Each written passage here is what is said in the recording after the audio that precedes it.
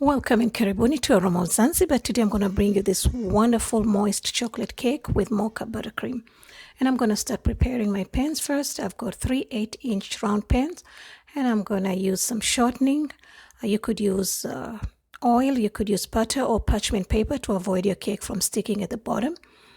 And I like to dust it with cocoa powder instead of all-purpose flour because it does tend to leave white patches on a dark cake. It doesn't really look very nice. And here's a list of all my ingredients, and I'll be sharing them with you as I go along. And I'm going to start with my dry ingredients. That's 3 cups of all-purpose flour, which is 375 grams.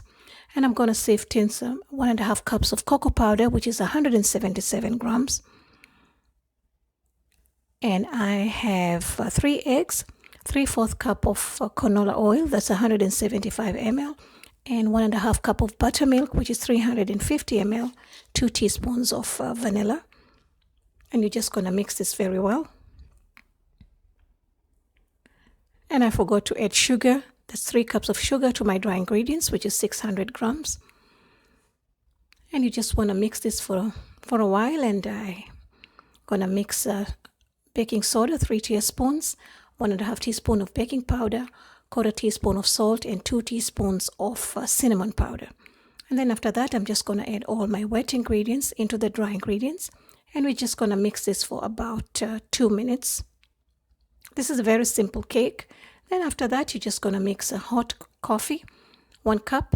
I'm using decaffeinated, for the children. And I'm just going to mix that for about 2 minutes and then just mix it to make sure there are no lumps. Then I'm just getting ready to pour it into my pans. Make sure that your heat is ready. Mine is at 350 degrees, which is 180 Celsius. And you want to tap your pan on the flat surface to remove any air bubbles. And you can also use a toothpick if you have any extra. And I baked my cake for about 30 to 35 minutes, depending on the heat. Once your cake has cooled, you just want to remove it from the pan. And if you do decide to frost it or ice it on the same day, please do keep it in the fridge for at least 30 minutes. Okay, so now I'm ready to put my cake together. And for some reason that day, my turntable was not working the way I wanted it. So I decided to use a cloth, which was not a very good idea. Anyway, so I'm just leavening my cake. Just want it to be nice. And I also like to add coffee syrup. This is a thick coffee syrup. This is a mocha cake. And I'm sorry, my camera was on pause, so I'll share with you the rest of the video though. So we're going to keep the next layer of cake and then coffee syrup again. If you do not wish to use the coffee syrup, you don't have to. But this is mocha cake, I love chocolate cakes, and it was for no reason. I just felt like pampering myself. I was really tired. I really didn't want to make a video. And then I said, let me make a video. So it didn't turn out the way that I wanted to, but I just hope you learned something from watching this video. So I'm just keeping my buttercream nicely. And then we're going to add the third layer. And again, the coffee cream. Now, if you do not wish to cover your cake completely, it's perfectly all right. This cake is very, very moist and it's very, very tasty or beautiful, amazing. So it doesn't really require so much icing if you don't want to. Okay, so now I'm about to cover it up. I usually like to start from the sides and then go to the top. But I guess I was tired. Sometimes I just do things that I don't understand why I do them. But it worked. So I'm just spreading my buttercream on the side. I'm basically crumb coating the cake. It's always nice to crumb coat your cake when you want it to look nice, especially when you have a chocolate cake. The crumbs, they're kind of black and it doesn't really look very appealing. So you just want to crumb coat it.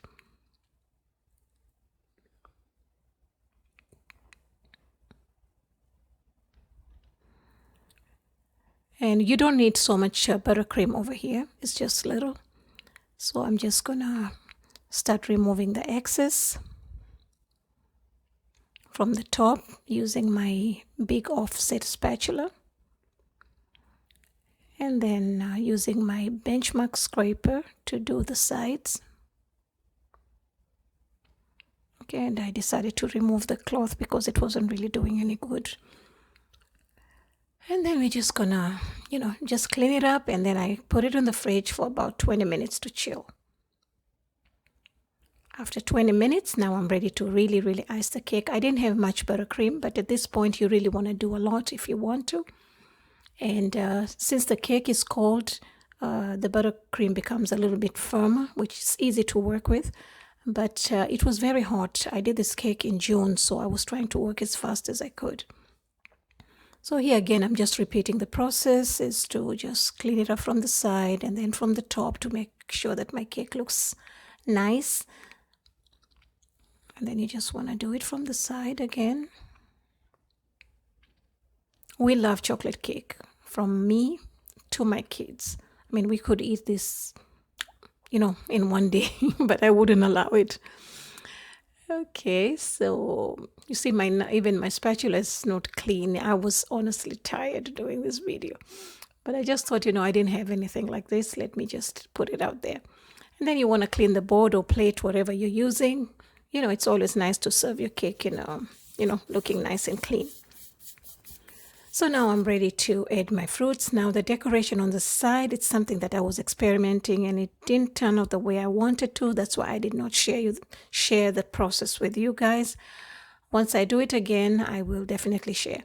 So I'm using, the fruits, as you can see. You don't have to use the fruits, and you don't have to use these fruits if you do decide to use the fruits. Like I say, it was summer.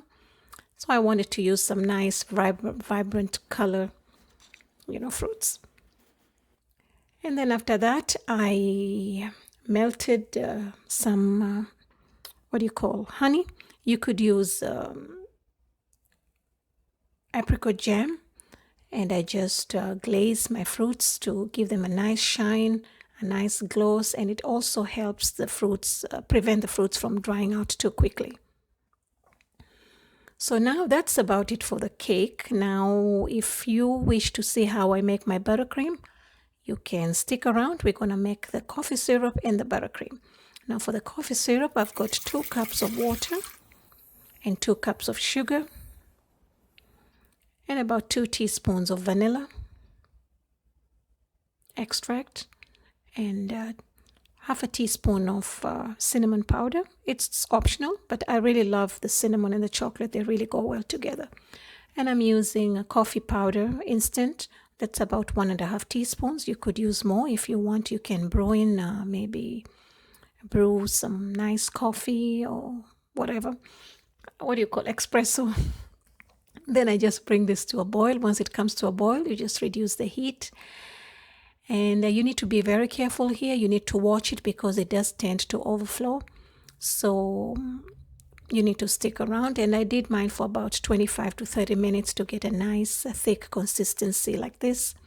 And then you want to keep it aside till you're ready to use it.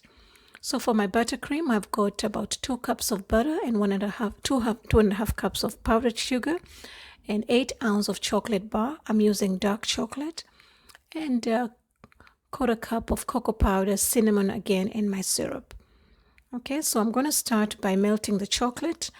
I used a microwave at 20 seconds interval, but you can use, if you don't have a microwave, you can just use a bain-marie, which is basically a hot water bath. You're going to have your hot water simmering and you use another bowl on top of it to melt it slowly. So I'm breaking down my butter till it's nice and fluffy. I'm using a whisk attachment. And once it's nice and fluffy, I just add the sugar in 3 intervals. I did not measure it. And you just want to whip it well or whisk it. Okay, I started slow, then I go high. And then we go slow again, and then I add the sugar again. And you would do this same process until you finish all the sugar.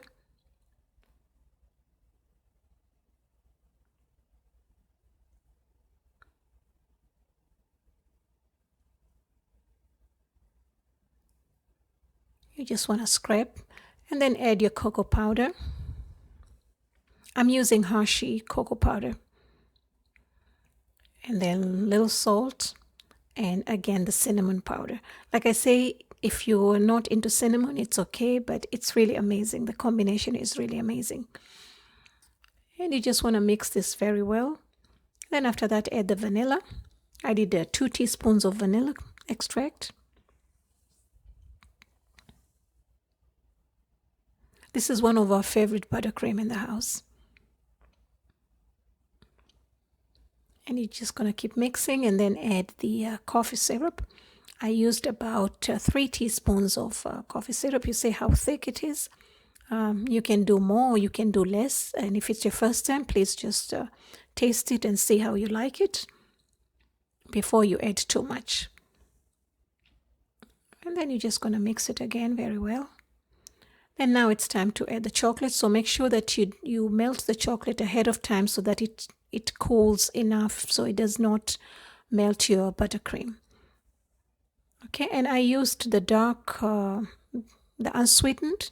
There is semi-sweet, or you could use the milk chocolate, or however you prefer it. For me, I like it really, really chocolatey. So that's about it, and we're just going to mix it and see now. You want to check in between and see what's the consistency you're looking for, but for my cake, this was way too light. So I just went ahead and whipped it more to get it a better and thicker buttercream. So thank you so much. For more recipes, please visit me at Aroma of Zanzibar. You will find all the ingredients and the measurements in the description box below. That's my buttercream here.